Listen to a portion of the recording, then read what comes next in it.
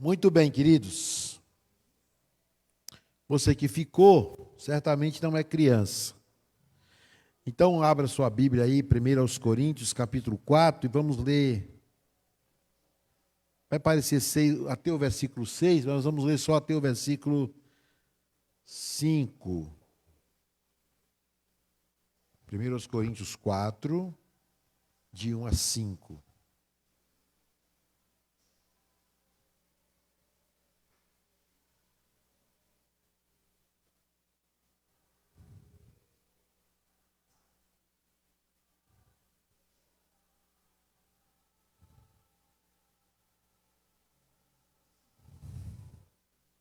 Amém? Quem não encontrou, já está na tela. Então vamos ler aí. Eu vou ler a linguagem que está na tela, para a gente ter uma linguagem. Você acompanha na sua Bíblia também aí, para a gente não ter uma leitura diversificada. O texto diz assim, ó: portanto, devemos ser considerados simples servos de Cristo, encarregados de explicar os mistérios de Deus. De um encarregado, espera-se que ele seja fiel. Eu quero repetir esse versículo, volta para mim, por gentileza, irmão. Versículo 2 diz assim, ó: de um encarregado ou de uma empreitada, espera-se que esta pessoa seja fiel. Continua. Versículo 3 diz: quanto a mim, pouco importa como sou avaliado por vocês ou por qualquer autoridade humana. Na verdade, nem a minha própria avaliação é importante. Essa é a colocação do apóstolo Paulo. Minha consciência está limpa, mas isso não prova que estou certo. O Senhor é quem me avaliará e decidirá. Portanto, não julguem ninguém antes do tempo, antes que o Senhor volte, pois Ele trará à luz nossos segredos mais obscuros e revelará nossas intenções mais íntimas. Então, Deus dará a cada um a devida aprovação. Que Deus abençoe esse texto em nossos corações. Só até o versículo 5, irmão. Obrigado. Como eu já disse, eu quero falar nessa noite sobre liberdade cristã, meus irmãos. E se eu fosse resumir esse texto que nós lemos, de 1 a 5, eu diria que conhecer os planos secretos de Deus é privilégio dos que são fiéis e vivem a esperança do céu. Conhecer os planos secretos de Deus é privilégio dos que são fiéis e vivem a esperança do céu. Tem muita gente dizendo e se intitulando cristãos, mas o foco deles está em outras coisas, não estão no céu. O foco deles está em coisas terrenas, não estão focadas no céu. E precisamos tomar muito cuidado. E esse texto vai nos dizer algumas coisas. Primeiro,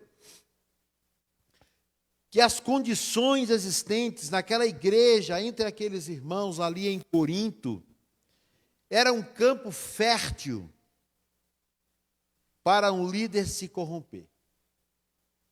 Se você ler depois o texto, nas entrelinhas, você vai ver que as preferências por um ou por outro era, de fato, algo muito forte entre aqueles irmãos naquela comunidade. Uns queriam Paulo, uns queriam Pedro, uns queriam Apolo.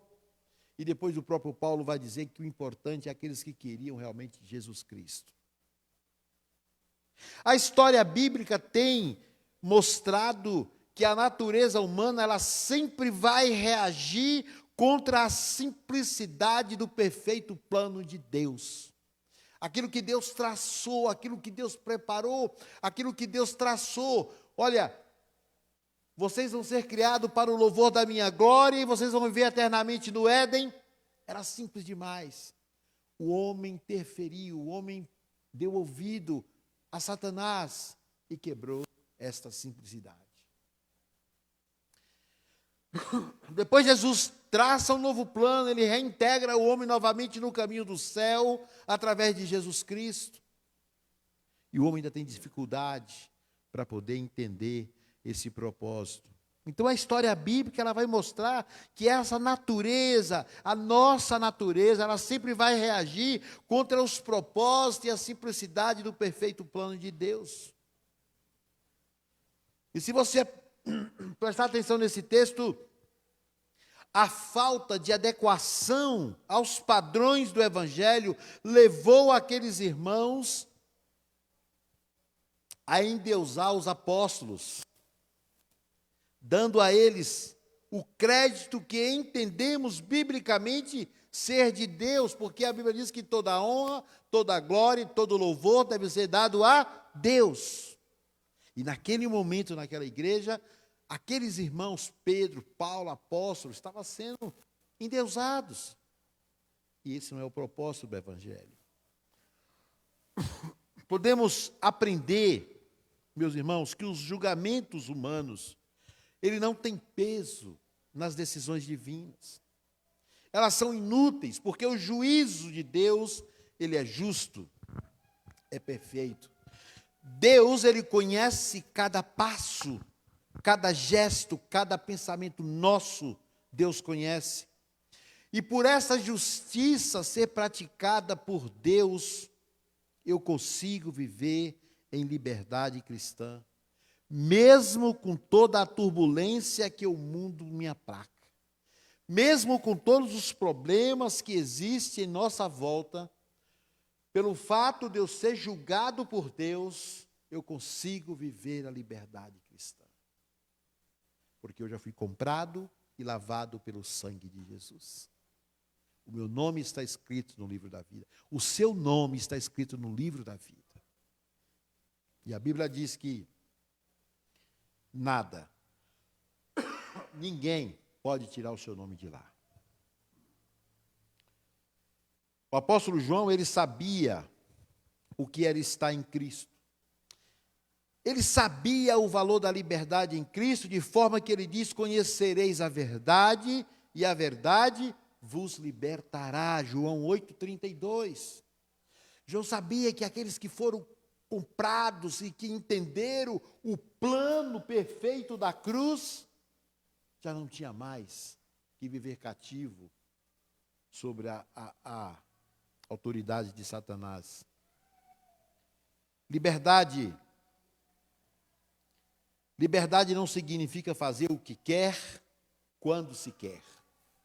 Liberdade não, cristã não é isso.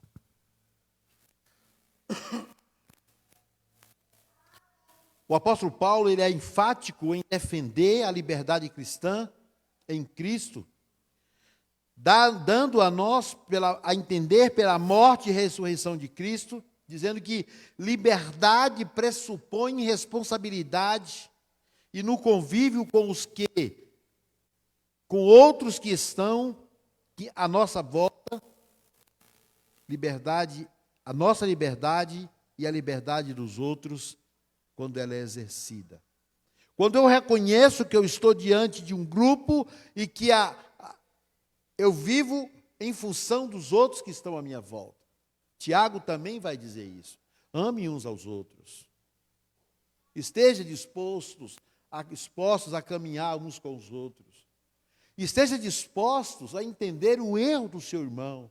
Esteja disposto a perdoar o seu irmão. Esteja disposto a abraçá-lo e caminhar com ele 1 milha, 2 milhas, se for necessário.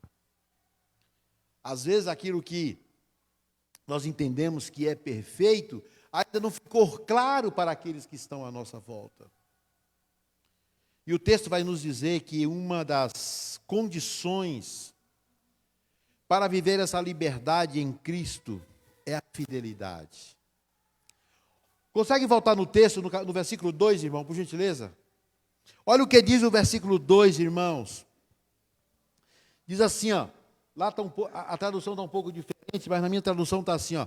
O que se exige de quem tem a responsabilidade cristã é que ele seja fiel ao seu Senhor. Ou seja, fidelidade. É essa fidelidade a Deus que nos permite viver em liberdade diante deste mundo contaminado pelo pecado. Esse mundo contaminado pelas coisas que têm tirado o foco das pessoas. Nossa, apertou aqui, viu? Esse mundo que tem ditado algumas regras para que nós vivamos nela. E é nesse momento, meus irmãos, que eu e você, como cristãos, precisamos entender qual é a nossa posição em Cristo. Mesmo que o mundo diga que tudo que está acontecendo aí fora é correto, eu tenho que examinar segundo a luz da Bíblia.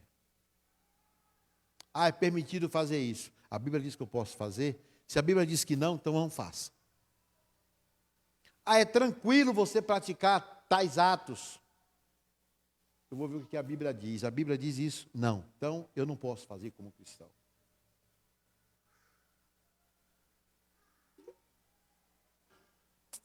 Liberdade cristã é ter condição de olhar para o que é errado, mesmo que esteja rotulado como certo, e dizer, não, isso não serve para a minha vida.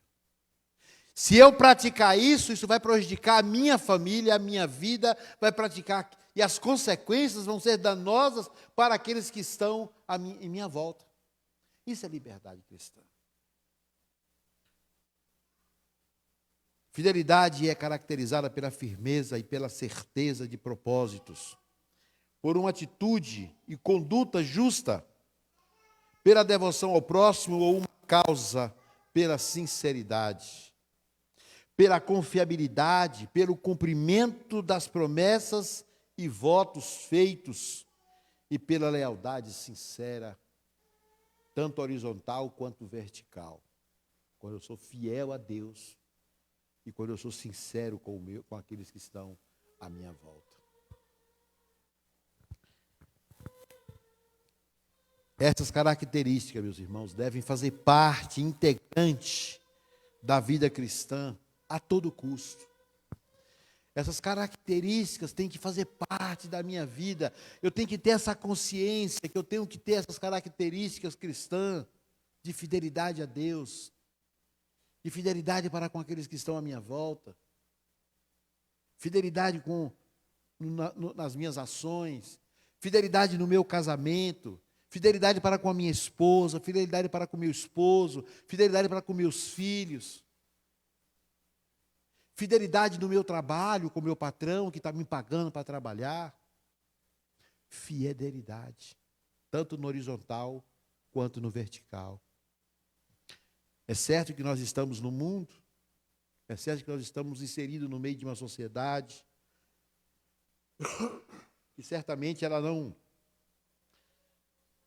caminha conosco na mentalidade cristã, mas nós temos uma consciência cristã que nós podemos caminhar com a sociedade e não se deixar ser contaminado por ela. Não tem preço, essa fidelidade ela não tem preço. A única coisa que podemos fazer é sermos fiéis a Ele, a Deus. E olha que coisa interessante.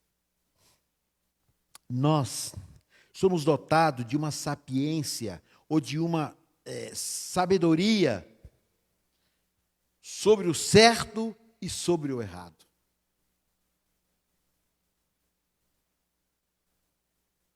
Eu sei quando algo está errado. Eu sei quando algo está certo. Eu tenho essa consciência do certo e do errado. Somos dotados dessa sabedoria. E o apóstolo Paulo, ele sabia da sua posição em Cristo e não tinha medo dos julgamentos humanos. Paulo chama a atenção quando nos diz no verso 4, a minha consciência está limpa, mas isso não prova que eu sou de fato inocente. Quem me julga é o Senhor. Eu achei interessante esse versículo, quando ele diz, olha, nem eu mesmo sei qual é a minha condição, mas eu sei que o Senhor me julga. Porque aqui, nesse grupo pequeno de irmãos como nós estamos, passa pensamentos pela sua cabeça que ela não sabe. passa pensamentos na sua cabeça que ele não sabe. Então, esses pensamentos, às vezes, podem ser pensamentos pecaminosos, e muitas vezes eu tenho até vergonha de expressar em público. Não posso falar isso, nem na frente da minha filha, nem na frente do meu filho, nem na frente do meu esposo, não. Mas Deus sabe o seu pensamento. E é por isso que Paulo disse, olha, nem eu mesmo me julgo, mas eu estou nas mãos de Deus. E você sabe como é que você resolve essa situação, meus irmãos? É todos os dias, todas as horas. Dá um pulinho lá na rua 1, no número 9, da fazenda do seu João. 1 João 1,9 diz assim, quem é que sabe? Quem é que lembra de dizer assim? Se confessarmos os nossos pecados, Ele é fiel e justo para nos perdoar e nos purificar de toda a nossa imundície. Olha, é uma profundidade do que João escreve. Você não tem por que viver debaixo da lei do pecado. Você não tem por que viver cativo a Satanás. Você não tem por que dar motivo para que Satanás diga assim, ó, você pecou, eu tenho você nas minhas mãos. Sabe por quê? Porque o sangue de Cristo que foi derramado na cruz do Calvário diz para nós que se nós confessarmos os nossos pecados, Ele é fiel e justo para nos purificar de toda imundícia. Então você pode ter a liberdade, diante deste mundo, de dizer para Satanás, você me acusou, você pode ter colocado diante de mim alguma coisa, mas em Cristo Jesus eu sou liberto e você não tem poder sobre a minha vida. Amém? Liberdade cristã é você ter a consciência de que você é de Cristo, irmãos.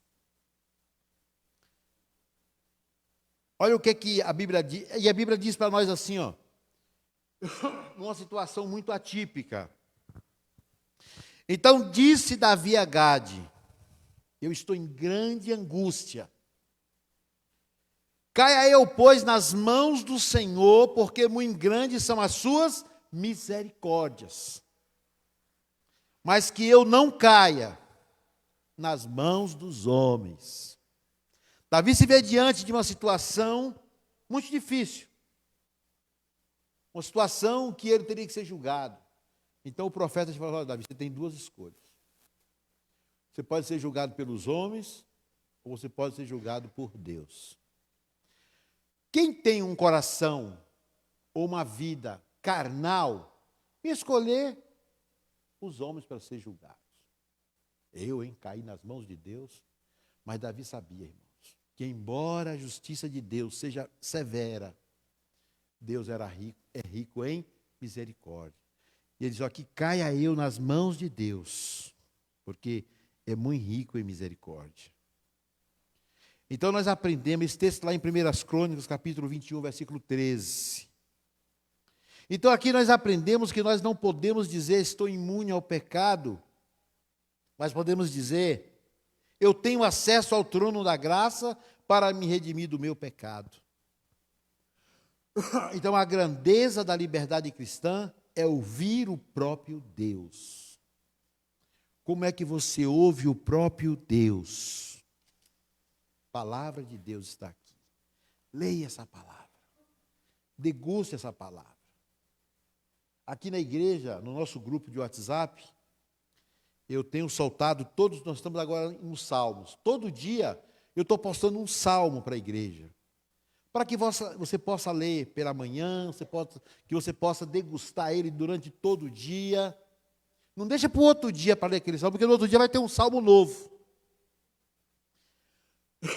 E eu tenho ficado maravilhado com alguns irmãos que têm feito comentários desse salmo. A minha ideia é que você comente o salmo, o que esse salmo representa para você na sua vida. E que essas suas palavras, as colocações dos salmos, possa ser bênção para a vida de outras pessoas da igreja.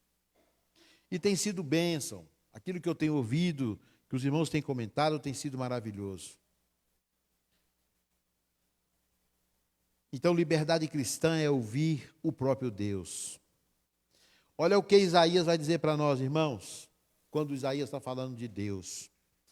E sou eu mesmo, aquele que apaga suas transgressões por amor de mim e que não se lembra mais dos seus pecados. Isaías 43, versículo 25.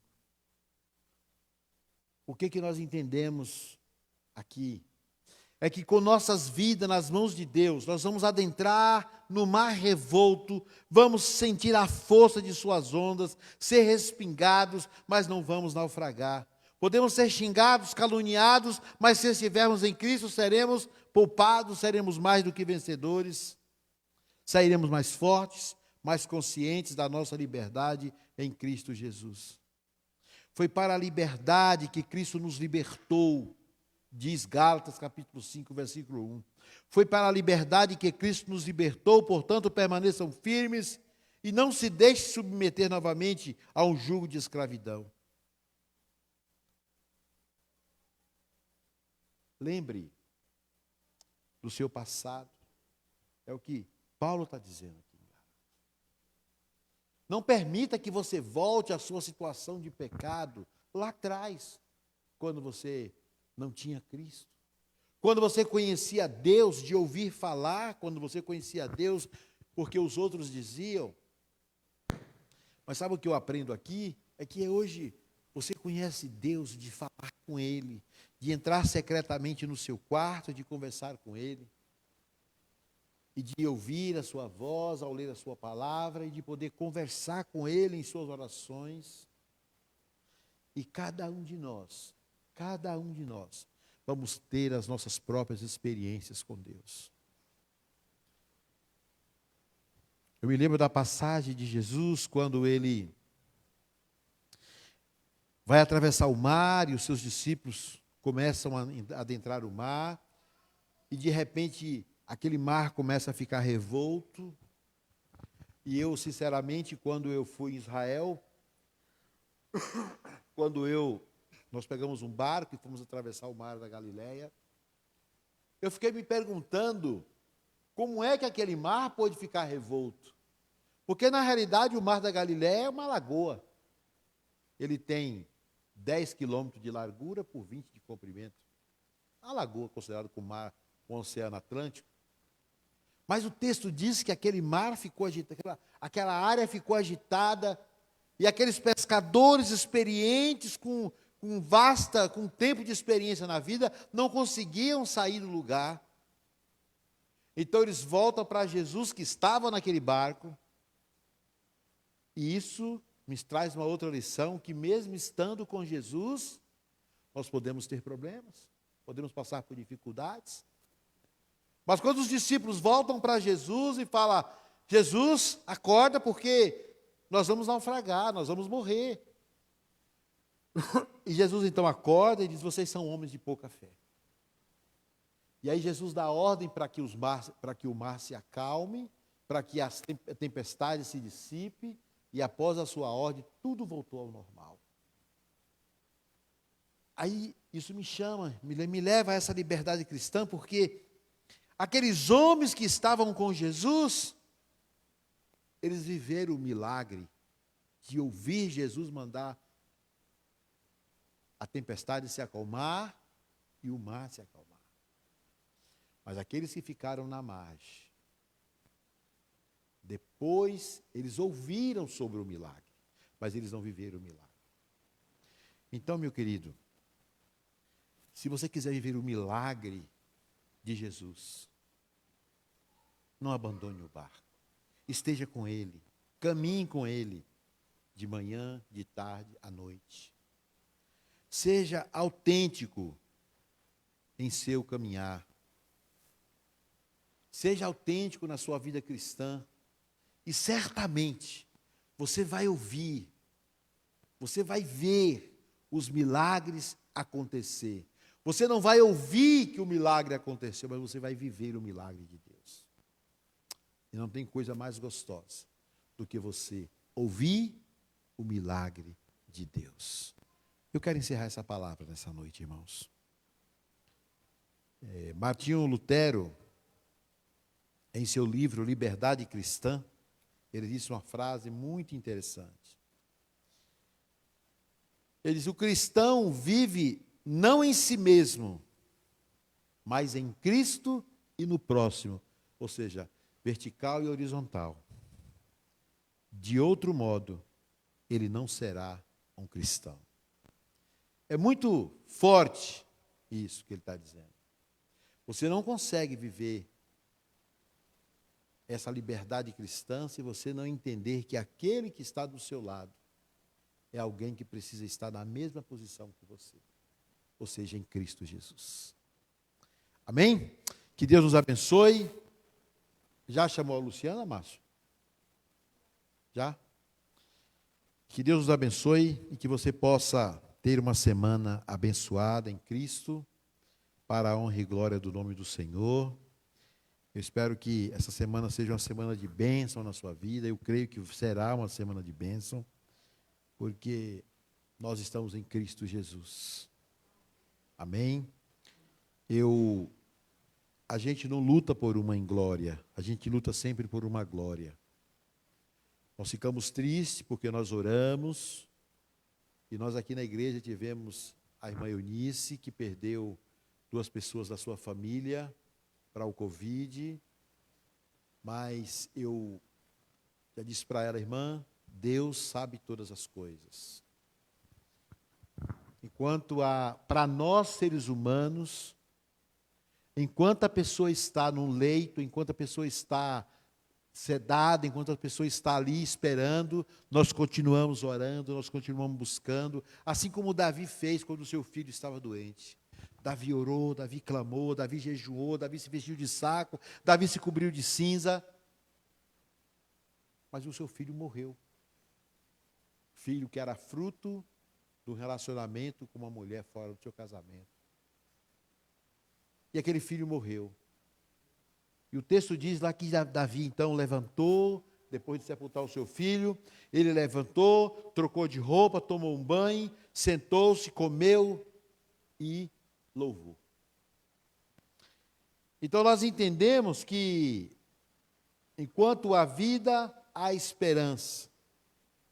Mas depois que a pessoa parte, não cabe mais a nós fazer nada. Então que Deus abençoe